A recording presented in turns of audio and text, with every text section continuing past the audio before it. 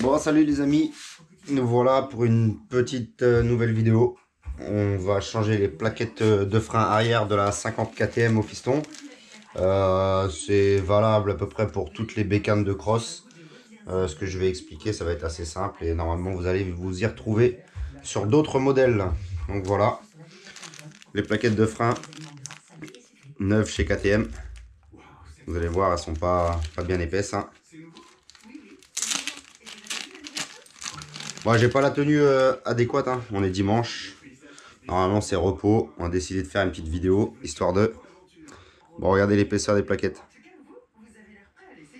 Regardez la taille d'un pouce, hein. On la voit plus. C'est pareil, on regarde bien. On regarde comment elles sont faites avant. On voit bien, elles ont qu'un trou. Donc ça veut dire qu'à mon avis, elles se rentrent dans un logement comme ça. Et après, il y a une vis qui vient en travers. Parce que quand on regarde l'étrier, il y a deux vis. N'allez pas, il y a deux vis qui ouvrent l'étrier. On va dire, il y a deux vis sur l'étrier. Et il y a deux vis qui tiennent l'étrier au bras oscillant. Alors les deux vis là sont simples. On sait que ça va enlever l'étrier du bras oscillant. Mais les deux vis qui sont là, faut bien savoir, faut bien dissocier laquelle il faut dévisser, laquelle ne pas toucher. Cette vis là maintient l'étrier en deux, fermé en deux. Si on défait cette vis là, l'étrier s'ouvre, ça fait une fuite au milieu et il y aura sans doute un joint à changer. Cette vis là, j'ai regardé déjà plus ou moins, maintient l'arrière de la plaquette. Les plaquettes se rentrent dans un logement comme ça et avec un axe en arrière. Vérifiez bien, hein, surtout quand vous démontez les plaquettes, vous regardez bien comment elles sont faites. Vous voyez, quand il y a un trou, c'est qu'il y a forcément une vis. Quand il y en a deux, c'est qu'il y a deux vis. N'allez pas défaire toutes les vis et après vous rendre compte qu'à la finale, vous avez défait des vis qu'il ne faut pas défaire. Bon, on va démonter ça. Hop.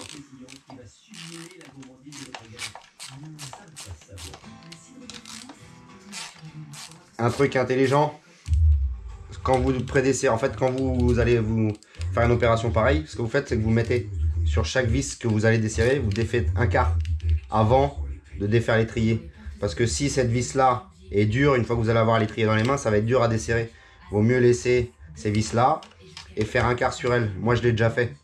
Je sais que cette vis-là, comme je vous ai dit, il ne faut pas la défaire, sinon on ouvre l'étrier en deux. J'ai mis un quart en arrière sur celle-là pour la dévisser. Je l'ai laissé. Je défais mon étrier. Là, c'est bon. J'enlève mon étrier du bras oscillant. Je l'ai déjà défait ici aussi de son logement.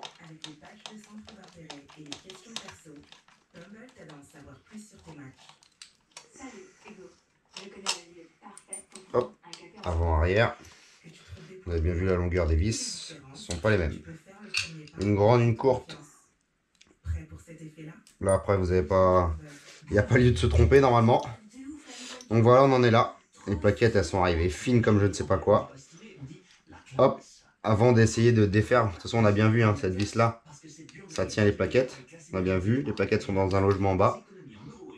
Là, on prend un tournevis. On met entre les deux, on laisse les anciennes plaquettes. On tient notre tournevis et on fait levier en fait comme si on tournait, on essayait de tourner le tournevis dedans, vous voyez. Regardez, hop.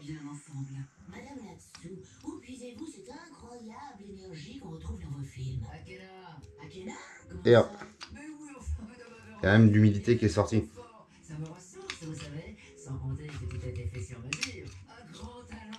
Bon voilà. Repousser au max. On peut même encore mettre un petit peu. Hop, petit poil.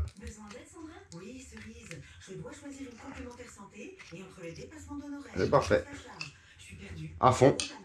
Bon maintenant, j'ai remarqué qu'il y avait un petit clips là derrière. Donc il y a un petit clips à défaire, hein, bien sûr. On va prendre un petit tournevis plat.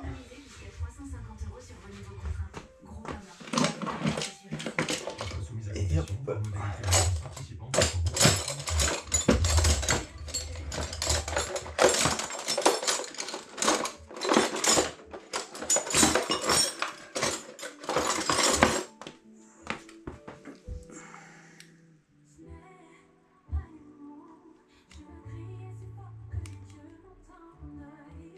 Hop, une mini agrafe. Pour éviter que la vis se dévisse. Et qu'après elle s'enlève et que les plaquettes partent.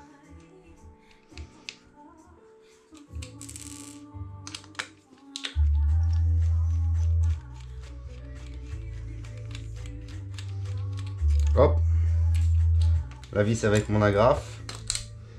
Les plaquettes. Vous voyez. On va lui mettre un petit coup de nettoyant là-dedans. Hop.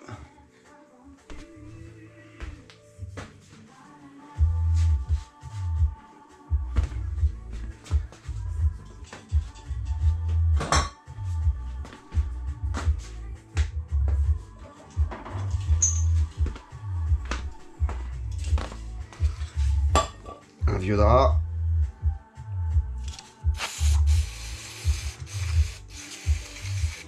Dégraisse bien tout ça. Par mettre là-dessus s'il y a de la graisse ou du gras ou des conneries. On va remettre des plaquettes neuves parce que les plaquettes neuves, si elles absorbent le gras, il faut savoir que les plaquettes sont mortes, hein, d'office. Il n'y a pas de plaquette qu'on peut dégraisser ou quoi que ce soit. Si une plaquette prend l'huile, elle est morte. Hein. Hop. Hop. On a dit les neuves.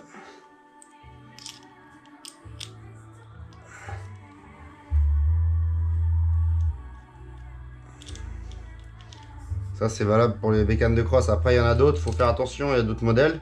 Il y a des agrafes dedans.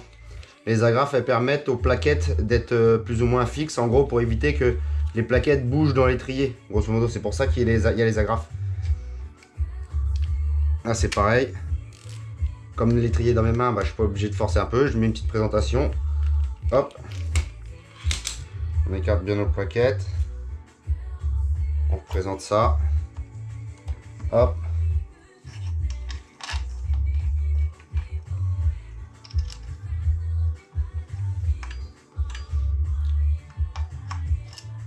Je redémonte pour la simple et bonne raison que ce sera plus simple à mettre. Je voulais mettre le clips après, mais ça sera plus simple à mettre là vu que on a l'étrier en main.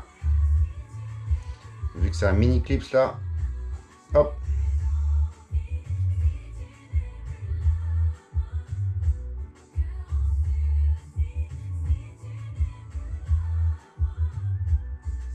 Et là voilà. Ce sera plus simple. Parce que si j'essaie de mettre l'agrafe après, je me suis dit je vais le mettre après, mais non. Parce que vu là où il est placé l'étrier, ça va être un petit peu la galère. Hop. Une plaquette de frein, un bougie du logement. On va mettre ça bien en place. Et voilà. Hop, on représente.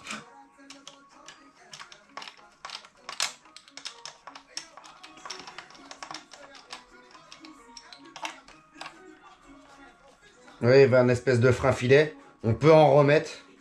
Si on sent déjà que la vis force, ça veut dire qu'il en reste un petit peu. Si déjà ça force, ça va avec les vibrations, vous inquiétez pas, ça va pas venir comme ça va pas se desserrer.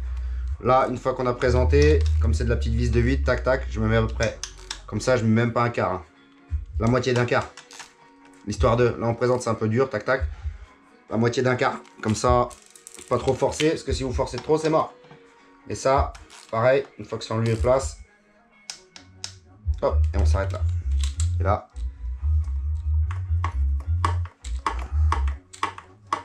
On pompe.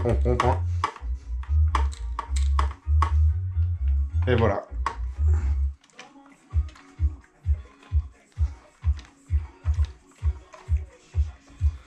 Bon, deuxième étape, parce que j'ai eu un autre petit souci aussi avec la moto une fois. Cet écrou là s'est desserré. On a cette petite platine. En fait, cet écrou là se dessert. C'est desserré, on a perdu notre platine là comme ça. Avec ce ressort là qui fait le rappel pour le frein. Ça c'est la prochaine étape.